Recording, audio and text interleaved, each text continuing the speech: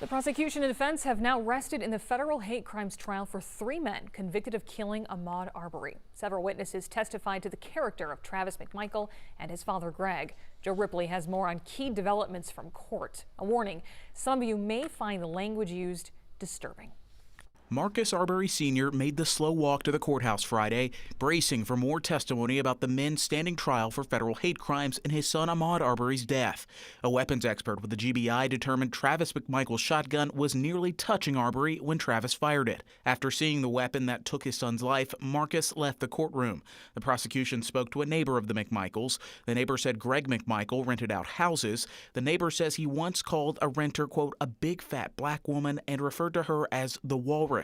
The neighbor added that McMichael said he cut off the woman's air conditioning during the summer, saying, quote, you should have seen how fast her big black came with the rent check. It was just a damn melee. He took off running. He came over here. Stopped. He come out of the truck running at us.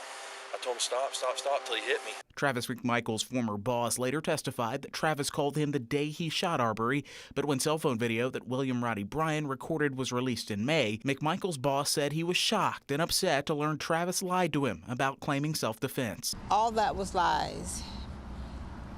Ahmaud hadn't stole anything, but what he did was he called his employer to try to cover his own behind. One of Travis McMichael's former co-workers who once dated a black man said Travis told her, quote, once you go black, you're in a wheelchair. She said Travis called her a lover more than once.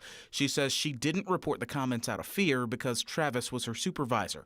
11 Alive legal analyst Paige Pate says the prosecution presented ample evidence for the jury to consider. So if you have defendants who are publicly, at least within their group, their friends, their neighbors, their co-workers, expressing racial hatred in those conversations, then it's not a long jump to them committing a crime motivated by race.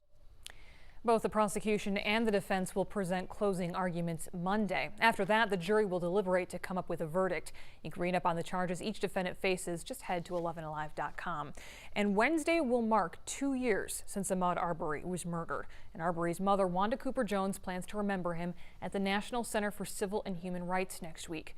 Lawmakers recently passed a resolution to make February 23rd Ahmaud Arbery Day.